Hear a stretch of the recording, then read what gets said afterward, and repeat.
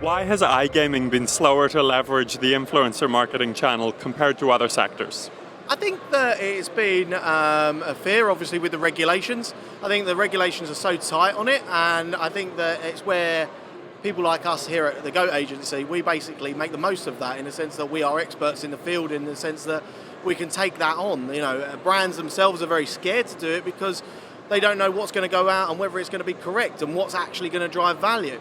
The joy of what we do is that we know what the value of these users are, we know what the value of the people that we're going to be speaking to is going to be, and also we work as an active team, so we are actively working with these tipsters on a day-to-day basis, having conversations that we're signing off content. You know, it's a lot of work when you're trying to get things out before the 3 o'clock kickoff for a social media team that might, at a gambling, brand, let's say it might be about 3 or 4 people. It's a lot of work where, with over 120 social experts just based in London for us, we can make something light work of it, I guess.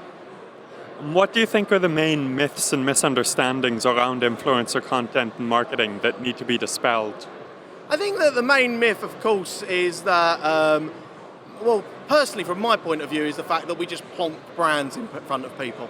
And it doesn't work like that. It's a very thorough briefing process that I have to have with influencers on a day-to-day when briefs come in. I sit down with them, either in person or I have them on conference calls to basically talk them through what a brand is saying and sort of what their brand values are and their actual key messaging is to make sure it actually fits with someone. There are some influencers that just don't work for a brand, and it's an idea that influencers do anything for, to earn some money. Now, that's not the case. What we have now we have influencers that, for me personally, are building more into an ambassadorship.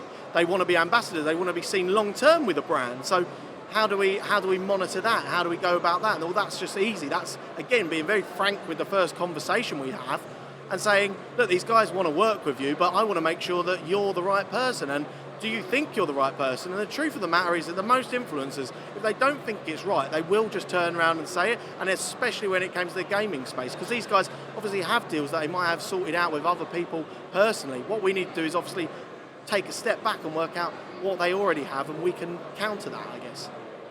And is influencer marketing now a realistic channel for gambling affiliates to use? 100%. 100%, and the reason for that is the fact that influencer marketing has taken marketing away back to what its roots were. Its roots were, let's be honest, marketing was a man standing outside, probably one of my relatives, judged on my accent, outside a stall shouting, saying he had 3 apples for £1, or something like that, or the best apples in London. Now, the fact of the matter is that we have peer-to-peer recommendation again, which is what influencers are. Influencers can recommend something and they can have an honest opinion. The fact is that I've had many people that I've introduced to brands that have been tipsters, and after a week or 2 of activity they say, do you know what? I don't know whether this is the right fit for me, because they've actually used it and they don't know whether it's the right thing to push their audience, because it'll have a damage on their audience. With it being peer-to-peer, what we get is honest reviews, honest opinions from industry-leading experts, which are our tipsters or our YouTubers that we use. What are the main benefits and potential pitfalls for affiliates looking at influencer marketing?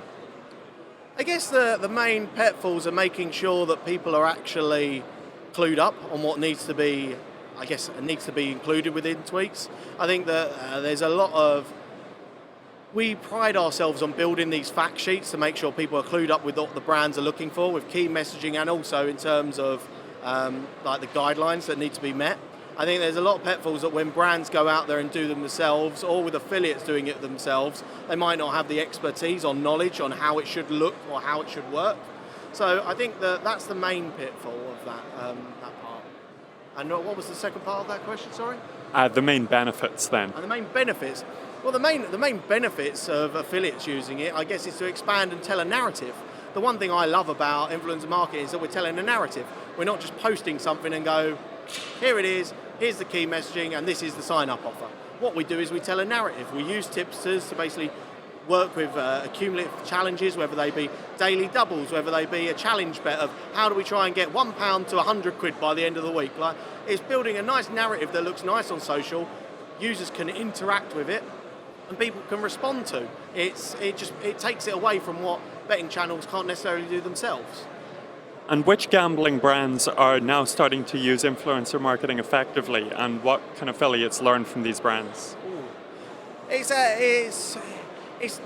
different. I guess a good brand, I guess, especially with regards to what they produce creatively that gets seeded out on social, is definitely Paddy Power.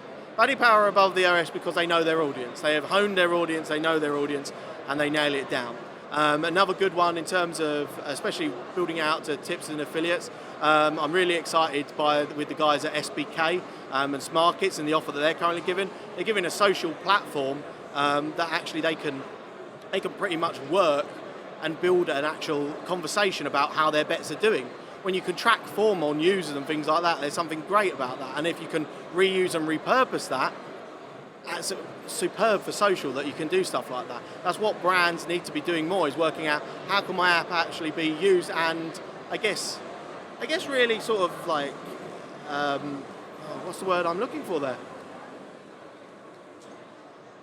Sort of, I guess it needs to be understood. I guess people need to understand, brands need to understand how their app is being consumed with social media. What are people looking for on social media, and what can influencers do for them? If there's something that's really key to their brand that could be pushed through influencers, then why not make a sing and dance about it? Why not make it be one of the main features of that? It's key, and that's what needs to be happening, in the sense that tipsters and influencers can be built into an ambassadorship that is actually co-aligned with what guys are doing in their own marketing strategy.